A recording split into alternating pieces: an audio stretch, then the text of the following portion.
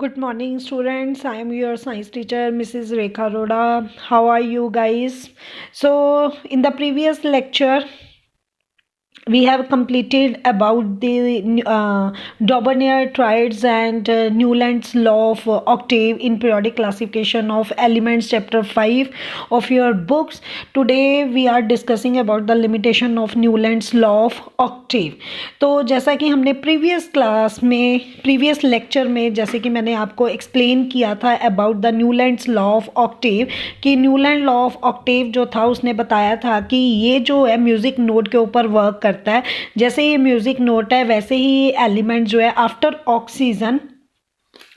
Oxygen जो next element होगा उसकी जो प्रॉपर्टीज़ होंगी, मतलब एट्थ एलिमेंट जो होगा वो रिपीट करेगा अपने फर्स्ट वाले एलिमेंट की प्रॉपर्टी के साथ ही। तो ये उसने बहुत अच्छी इसकी डिवीज़न की, लेकिन ये डिवीज़न जो थी वो कहाँ तक एप्लीकेबल थी, सिर्फ कैल्शियम के दार और कैल्शियम आफ्टर कैल्शियम। आप लोग भी देख सकते हो कि ये जो हैवी मेटल्स हैं which are belong to D block they जो न्यूलैंड था उसने इनको रखा हुआ था उन्हीं ही ग्रुप के अंदर। तो यही इसकी लिमिटेशन है और जिसके बारे में आज हम डिस्कस कर रहे हैं, limitation of Newlands law of Octave. तो उसकी जो फर्स्ट लिमिटेशन थी वो ये थी कि इट वाज एप्लीकेबल। ये कहाँ तक एप्लीकेबल था? हाँ जी, yes, it is applicable only till calcium. तो ये जो क्वेश्चन है ये एमसीक्यू के लिए वेरी इंपॉर्टेंट क्वेश्चन है। ये आपका जो है ये सीबीएसई बोर्ड में क्वेश्चन आया हुआ है इन द एमसीक्यू। यहाँ पे पूछा गया है कि Newland law of octave is applicable till, वहाँ पे आपको चार एलिमेंट्स के नेम दिए हुए हैं, तो आपने उसमें से क्लिक करना है कैल्शियम को। तो राइट गाइज, ये limitation of Newlands law of octave is also important for 2 marks question in CBSE board. So this article is very very important है। तो इसका जो सेकेंड लिमिटेशन थी तो ये आपको बिल्कुल क्लियर हो चुका है, क्योंकि इसके बाद जो आपने एट्थ एलिमेंट पढ़ा था after calcium that is chromium. तो क्रोमियम जो है वो तो इस कैटेगरी में आता ही नहीं, क्योंकि अगर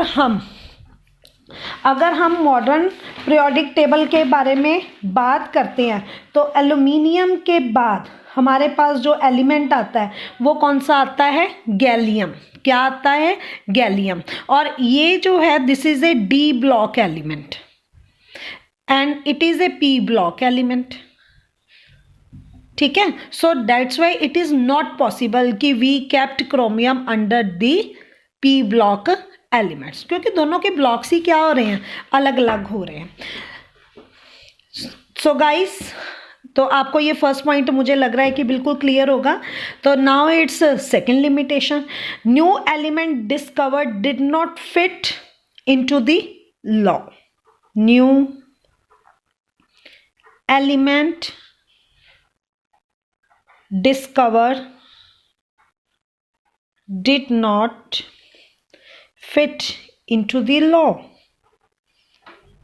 जो उसने एलिमेंट्स डिस्कवर किए, मतलब जो नए एलिमेंट्स बाद में डिस्कवर हुए तो वो उसके अकॉर्डिंग तो उस पोजीशन में यानी कि न्यूलैंड लॉ में वो बिल्कुल भी फिट नहीं हो रहे थे।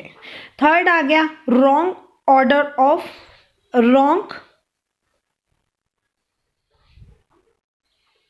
Order of arrangement of elements was done. उसने रॉन्ग अरेंजमेंट जो था वो दिया था। जैसा कि मैंने आपको पहले भी एक्सप्लेन किया कि ही पुट कोबाल्ट एंड निकल in the halogen family. Fluorine chlorine, उसने कोबाल्ट और निकल दोनों एलिमेंट्स को एक साथ एक ही ग्रुप के अंदर रख दिया, है ना, एक ही ग्रुप में। सबसे पहले तो ये है कि हम एक ही ग्रुप में एक ही जगह पे 2 एलिमेंट्स को नहीं रख सकते। दूसरा ये कि उसने fluorine and chlorine both are halogen, these are halogen element, they belong to 17 group and cobalt and nickel both are d block।